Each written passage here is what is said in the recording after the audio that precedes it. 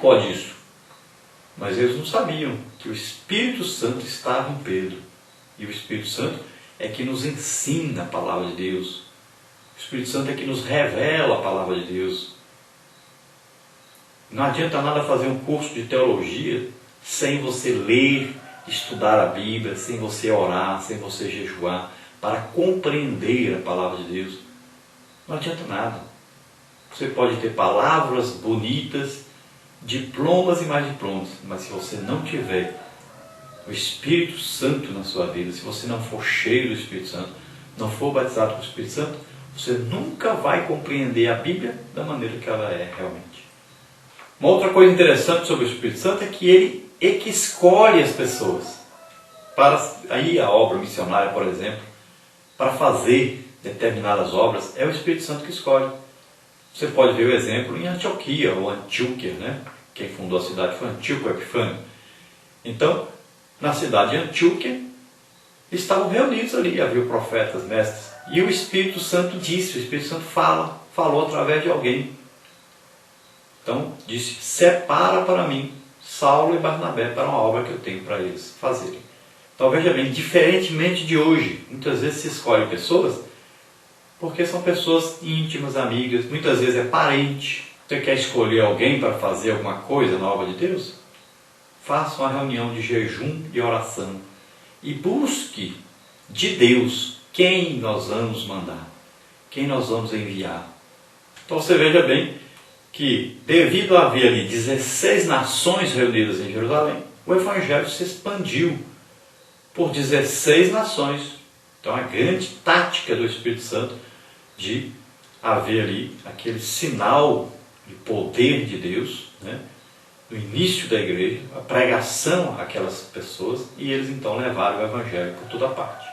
Agora a igreja passou por um período então de perseguição. Sempre quando há um progresso na obra de Deus, existe também a perseguição.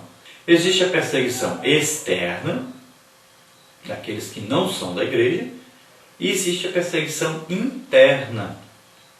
Então aqueles que estão fora é uma perseguição política.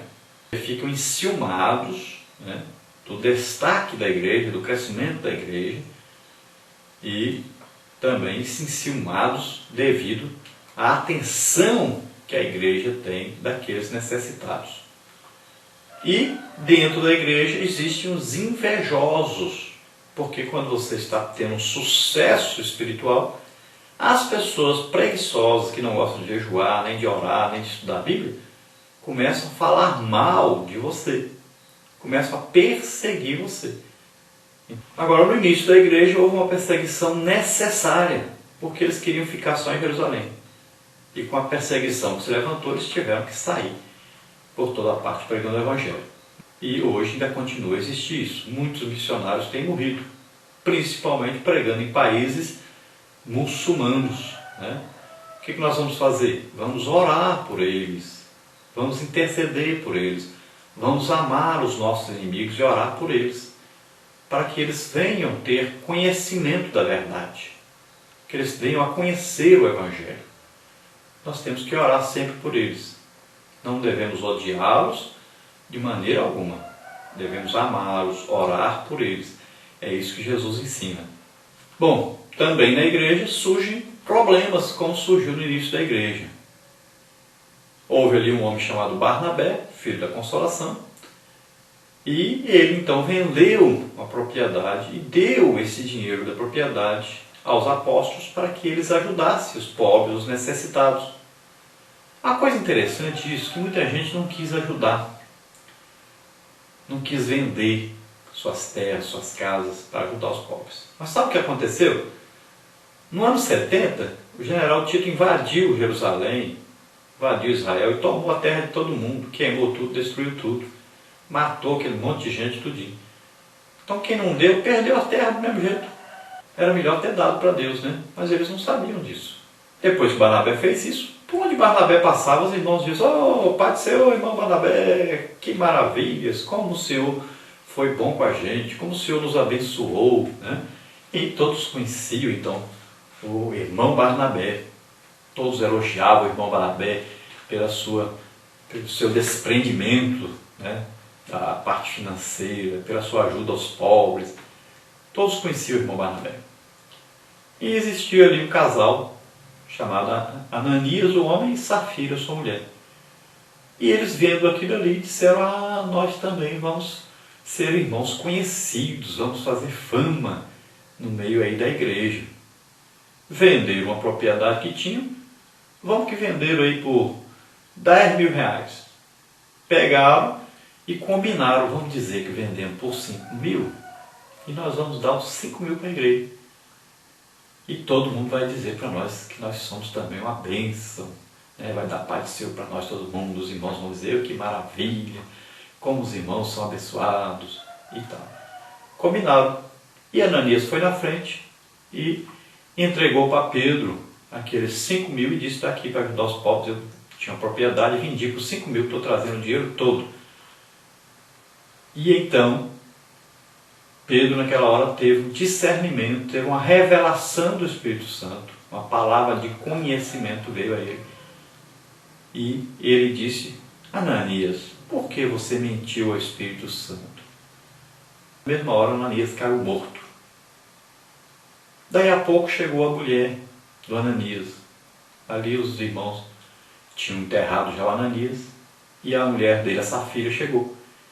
E Pedro então chegou e disse: Safira, vocês venderam aquela propriedade por quanto mesmo? E ela disse: vendemos por 5 mil. E nós doamos o dinheiro aí para a igreja. O Ananias já deve ter trago aí o dinheiro. E Pedro disse: vocês combinaram entre si mentir ao Espírito Santo. E aqui estão os jovens que enterraram seu marido e vão enterrar você também. E na mesma hora ela caiu e morreu também. Então é um perigo muito grande. Tem pessoas na igreja que dão as coisas para a igreja para aparecer, para ganhar votos, para ganhar tapinha nas costas, para ser elogiados. Muitas vezes o dinheiro é produto de roubo, de prostituição, de jogatina, de coisas erradas que as pessoas fizeram. E muitas pessoas levam o dízimo à igreja e dizem: eu ganho tanto. Só que ele ganha o dobro daquilo, ou mais do que aquilo. E dão o dízimo errado. Estão mentindo para Deus, não é para os homens não. Tome cuidado com isso. Tem muita gente que, ao invés de trazer bênçãos para a sua vida, traz maldição. Não minta para Deus. Não pense em enganar as pessoas. As coisas de Deus são sérias, são santas. Cuidado com isso. Então, quando a igreja está passando por problemas, o Espírito Santo vem auxiliar a igreja para que esses problemas sejam resolvidos. Então vamos agora ao nosso questionário, onde nós passaremos por mais detalhes da nossa lição. Queremos lembrar aos irmãos que nós fazemos esse trabalho, esse programa de TV, nós fazemos em nossa casa um estúdio que não é estúdio, é um quarto apenas da nossa casa. E muitas vezes tem um problema aí do fundo, né? O som do fundo, um galo cantando, um cachorro latindo, alguma coisa. E esse problema é devido a nós fazermos e não termos aqui um equipamento necessário, não temos aqui um estúdio com a proteção de som. E nós fazemos isso pela madrugada. Levantamos aí antes das 4 da manhã para gravarmos e trazemos aos irmãos. E trazemos isso gratuitamente. Tanto na TV, levamos gratuitamente, quanto também pela internet, distribuímos gratuitamente. Hoje nós estamos aí em 15 países levando esse programa. E esse estudo da Escola Bíblica Dominical, nós levamos gratuitamente. Não recebemos nada por isso. Então, se o irmão quiser nos ajudar, a irmã quiser nos ajudar, está o endereço aqui embaixo. Você envie qualquer quantia para essa conta e nos ajude. Se você deseja que nós estejamos aí na sua igreja, trazendo o ensino da Palavra de Deus, oremos pelos enfermos, oremos para Jesus batizar com o Espírito Santo, isso sempre tem acontecido onde nós vamos. Jesus tem batizado muitas pessoas com o Espírito Santo e tem curado, tem salvado. Então, nós podemos ir até aí e você nos ajuda. Você paga apenas a passagem de ida e volta, a estadia. Eu posso ficar na casa de qualquer irmão que nos convidar. E Se você quiser ajudar o nosso ministério, qualquer quantia nos ajude. Então nós estamos à disposição dos irmãos. Vamos então ao nosso questionário, onde nós passaremos por mais detalhes da nossa lição. Começamos aí então pelo texto áureo. Primeiro, para completar, e perseveravam na doutrina dos apóstolos, na comunhão e no partir do pão e nas orações. Atos 2,42. A nossa verdade prática, segunda pergunta para completar, a expansão contínua do Evangelho completo é um distintivo da igreja que não se descuida da oração.